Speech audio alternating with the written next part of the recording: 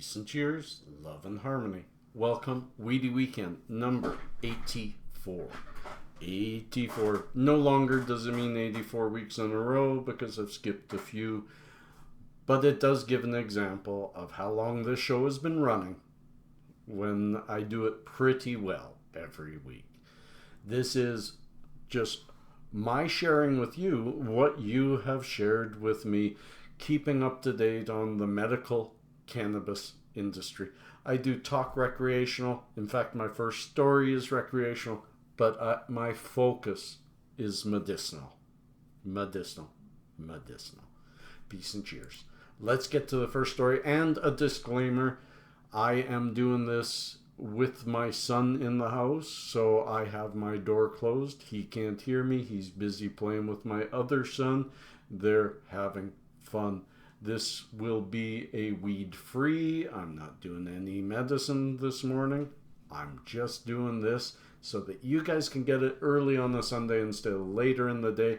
I take him home about 3 or 4. If I were to do that when I get home, by the time I record it and get it up, it's very late Sunday evening before you get my Weedy Weekend. I don't like that, so I'm doing it now. The first story is something that I've been meaning to bring to you guys for a long time.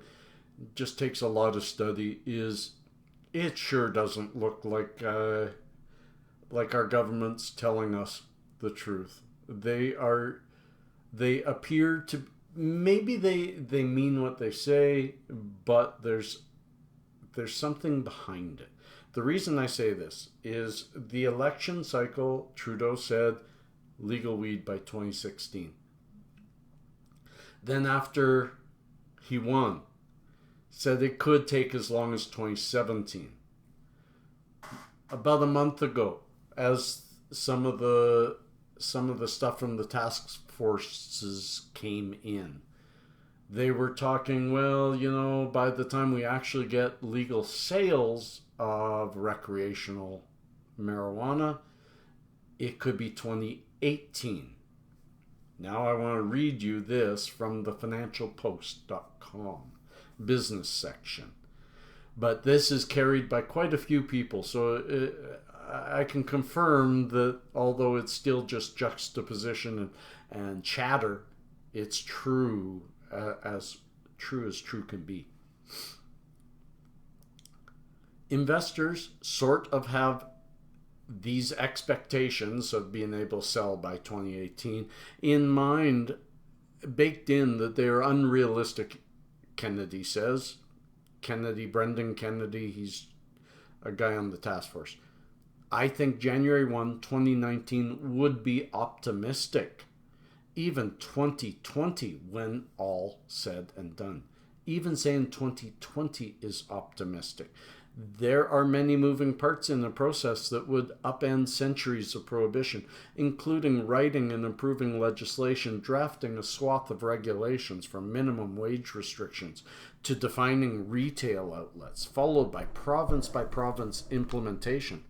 Task Force leader and former Deputy Prime Minister Anne McClellan has said it's critical the government goes slow on reforming the laws, while the Canadian Medical Association has urged to take a phased-in approach with potential pilot projects in certain regions.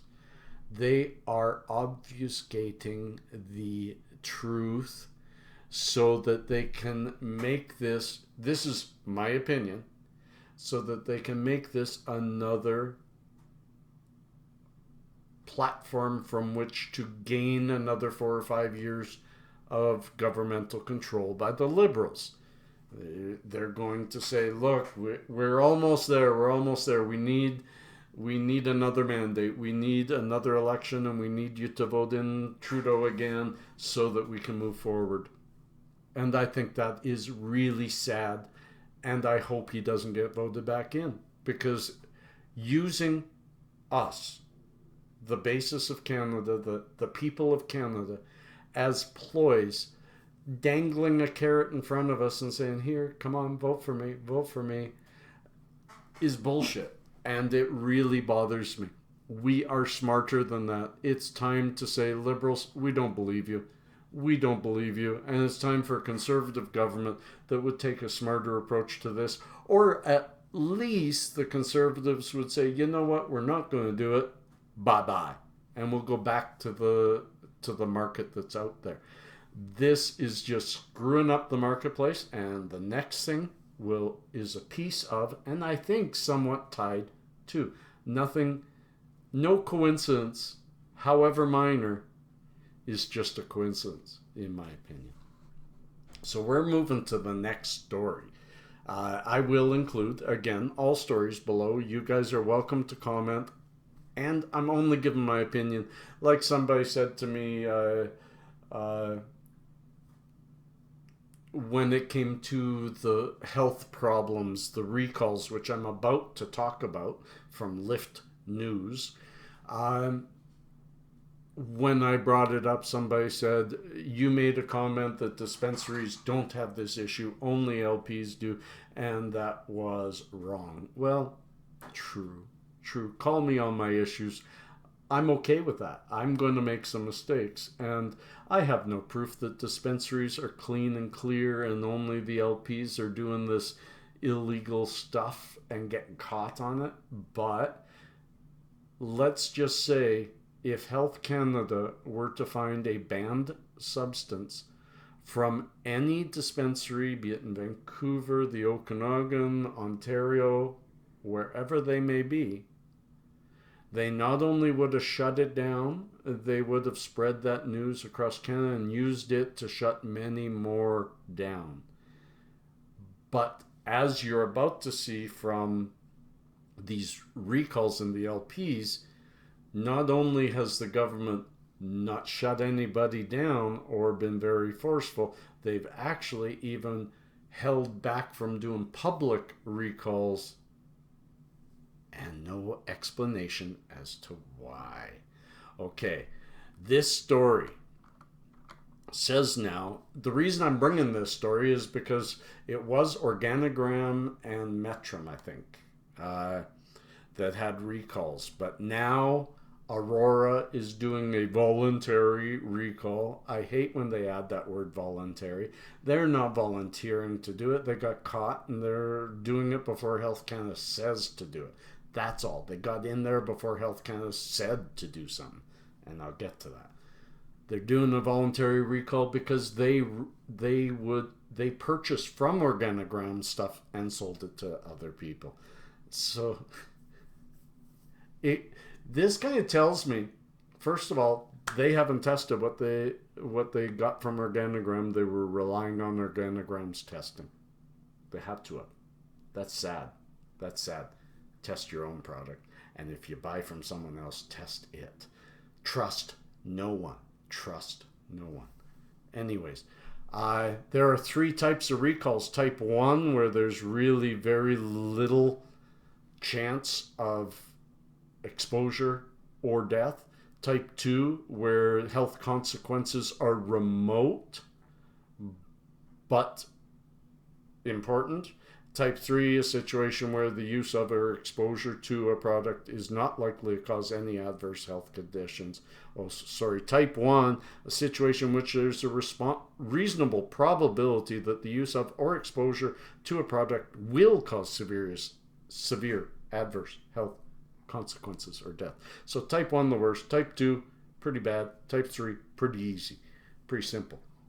Type 2 recalls have been made because myclobutanil has been found in the marijuana for stuff that was made that was grown as early as January of last year, and they're recalling the products, and I'd be very surprised if they get any back because people have used it by then and are concerned about their own health.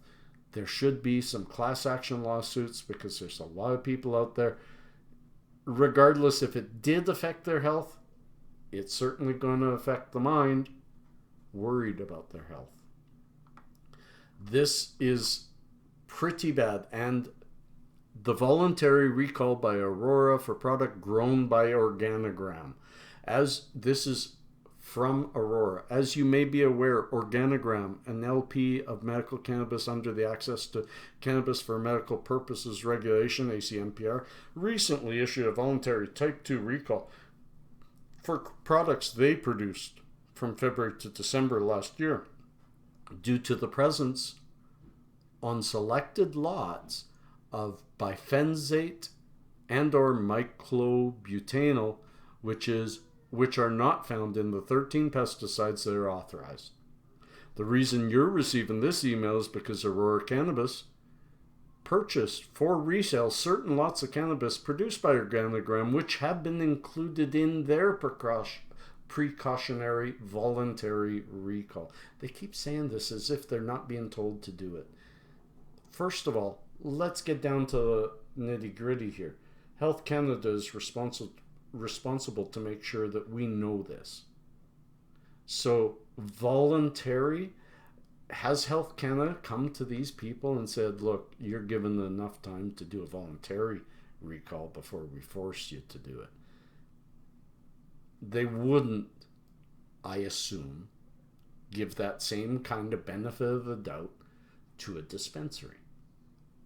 So, anyways, this is a difficult situation. It is tied to the fact that we're going legal. I believe it is. They're trying to show that there are so many dangers with medicinal marijuana already that recreational marijuana needs to take a slightly slower step. Are they making this up? Probably not.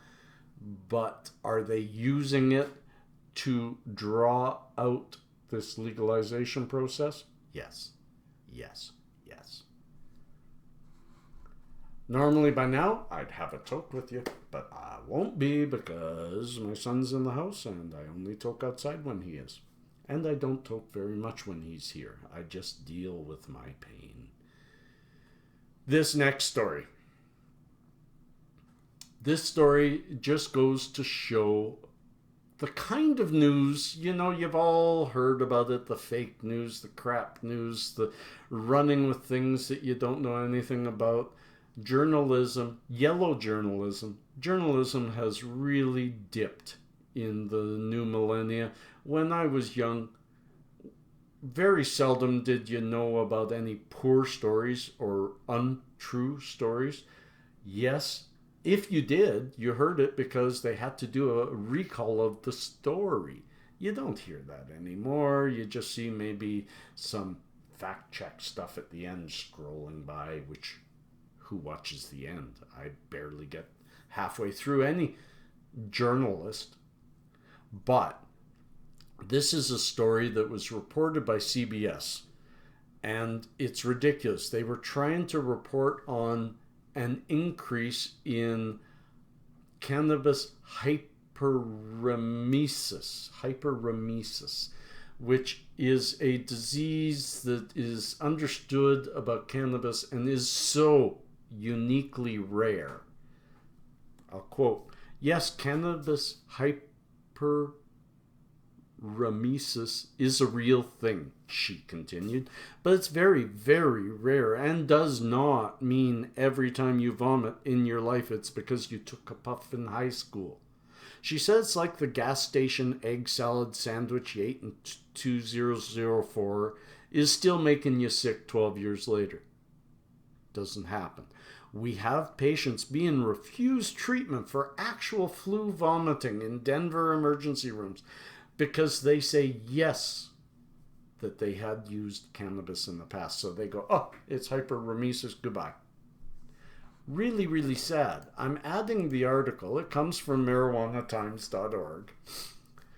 And it says, a recent CBS article irresponsibly reported an increase in the controversial cannabis hyperemesis syndrome in legal use states.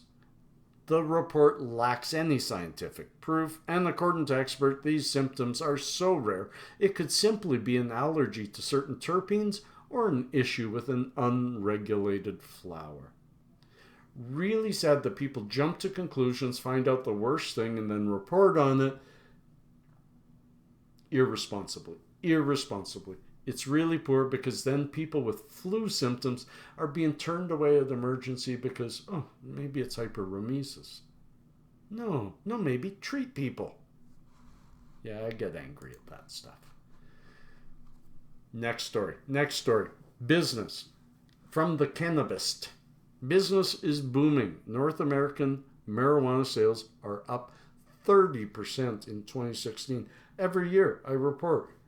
It's getting bigger and bigger and bigger. According to governing.com, 29 states and the District of Columbia have or will soon have laws legalizing marijuana in some form or another.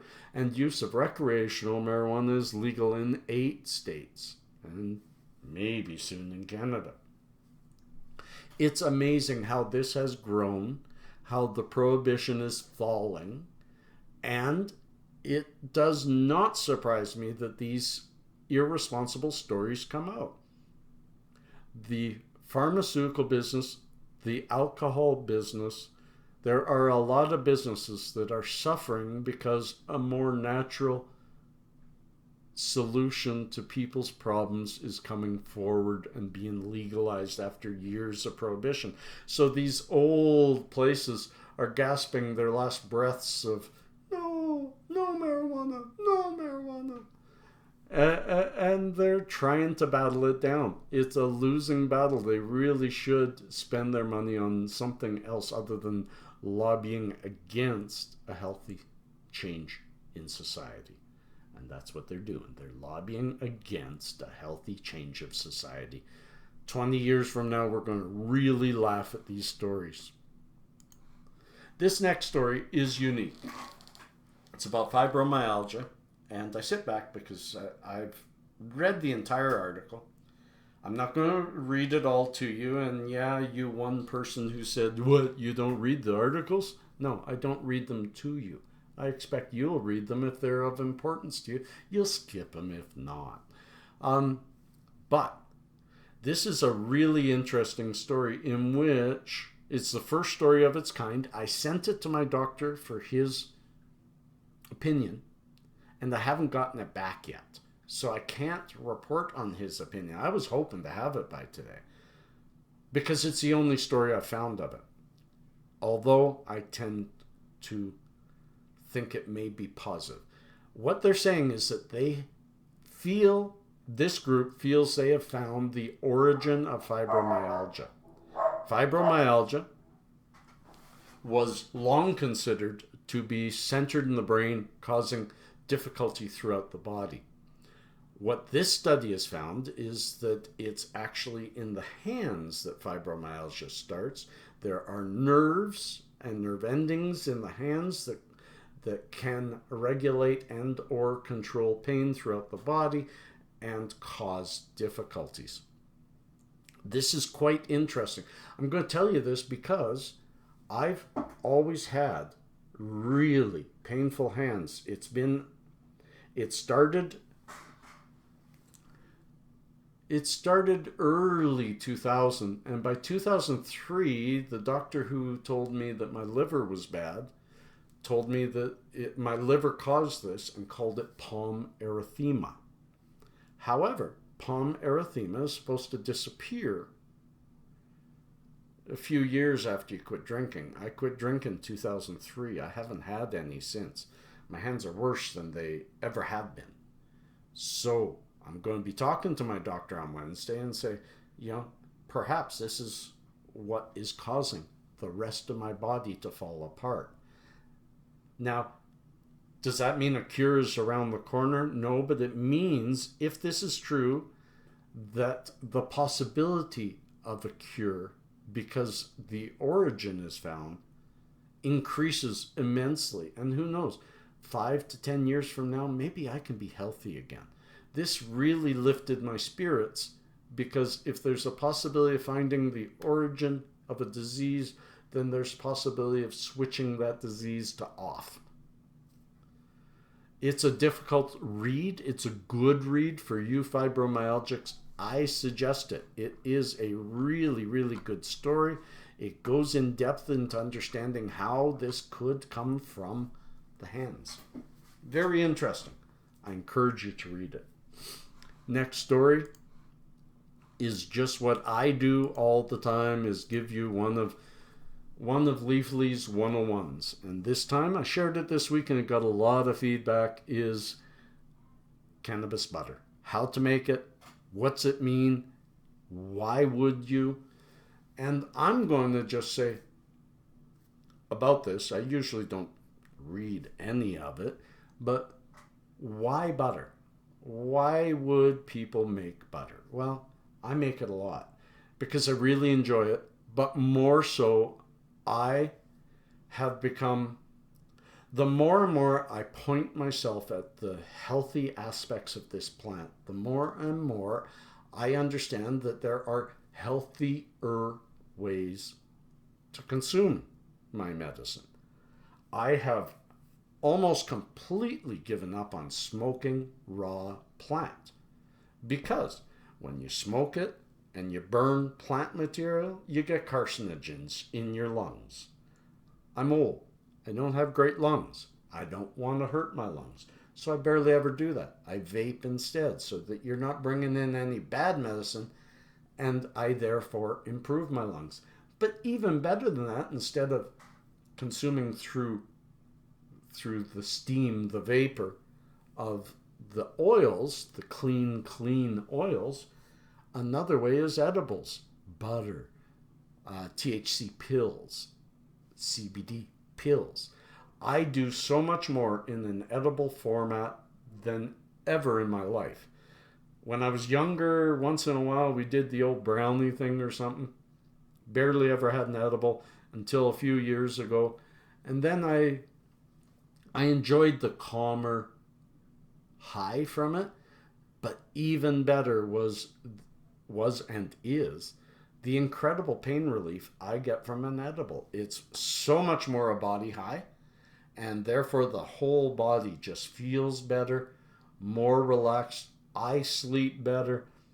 I've gone to almost, I'd say 80% of my medical intake is edible, and it saved me money. So, because once you have an edible in you, if you do need a little more of a boost of the THC, one little toke instead of 4 or 5 will do you. Your product lasts longer. Your effects on your body and your mind last longer and better. So read about butter. Make some butter of your own. Try it. See what you feel. Now remember, when dosing with edibles, if it's your first time, you take the smallest amount. You wait a full 2 hours for it to go through your liver, and you feel how it feels. And from that feeling, you decide, did you take too much? Probably not, because I asked you to take a little. And how's it feel? Did I take too little? Is it not enough? You will feel it come on. It's so ridiculous that they say an average dose should be 10 milligrams at the most. I do 100 milligrams every night. I started at about 30 milligrams, and even that, I would say 10 or 15 is a good starting dose just for someone who has never gotten high. But somebody who has and doesn't feel any anxiety, they can go a little higher. If they feel a little nervous about eating, yeah, stick to 5 or 10. You may not feel it in 2 hours, but after that 2 hours, 2 hours, 15 minutes, you can say, okay, that's how that felt. And then you decide from that, do I go bigger or smaller? And if what you buy doesn't say how many milligrams, don't buy it. That's all. That's it. That's all.